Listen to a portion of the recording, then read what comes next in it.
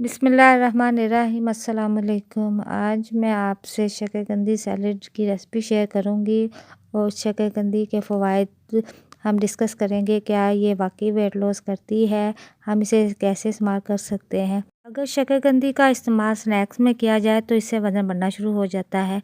आखिर हम इसे कैसे इस्तेमाल करेंगे हमारा वज़न भी ना बढ़े और शकरकंदी भी इस्तेमाल कर लें। शकरकंदी को वेजिटेबल के साथ सैलड के तौर पर इस्तेमाल करने से वज़न बिल्कुल भी नहीं बढ़ता। हम ये जो रोटी चावल वज़न कम करने के लिए इसको छोड़ देते हैं, तो इसकी बजाय अगर हम अपनी डाइट में शकरकंदी ऐड करें इसके साथ वेजिटेबल के साथ, तो ये बेहतरीन रिज़ल्ट मिलते हैं वज़न कम करने में।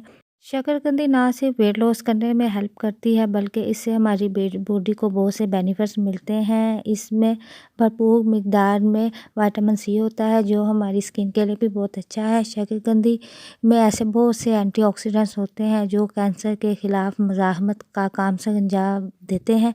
शकरकंदी वेट गेन करने में भी हेल्प करती है। जिन बच्चों का वज़न नहीं बढ़ता उन्हें शकरकंदी का इस्तेमाल करवाना चाहिए। बच्चों को शकरकंदी की खीर बना के दी जा सकती है, बच्चों को ऐसे बॉयल करके दिया जा सकता है, इससे बच्चों का वज़न बढ़ेगा। तो शकरकंदी का इस्तेमाल दोनों सूरतों में किया जा सकता है। चलिए हम स्टार्ट करते हैं। अब अपनी रेसिपी को शकरकंदी का सैलेड बनाते हैं।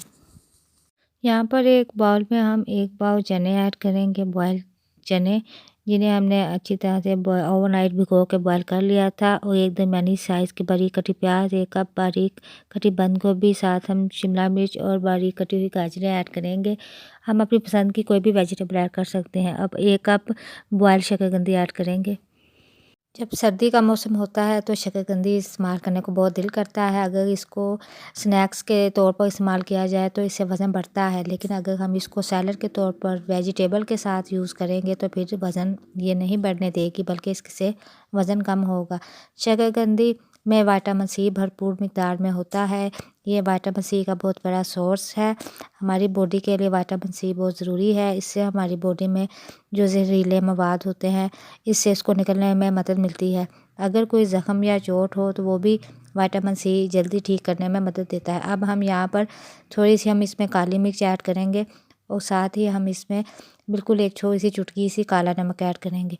अब हम इसको अच्छी तरह से मिक्स करेंगे। शकरकंदी में विटामिन ए पाया जाता है जो कि एंटीऑक्सीडेंट है। जिन बच्चों की नज़र कमज़ोर है उन्हें शकरकंदी का इस्तेमाल ज़रूर करवाना चाहिए। इससे ये हाजमे के लिए भी बहुत मुफीद पाई गई है। इससे हाजमा बेहतर होता है। इसमें भरपूर फाइबर है जो कि कॉन्स्टिपेशन को रोकता है। शकरकंदी का इस्तेमाल बच्चों बड़ों सबको करना चाहिए। अब हम इसमें आधा कप ऑरेंज जूस ऐड करेंगे। मैंने आजकल ऑरेंज का मौसम है तो इसमें हम ऑरेंज जूस ऐड करेंगे। आप इसमें लेमन जूस भी ऐड कर सकते हैं। इसे अब हम अच्छी तरह से मिक्स करेंगे। यहाँ पर ये हमारा सैलड तैयार हो चुका है। बहुत ही मज़ेदार है, फ़ायदेमंद है, भरपूर।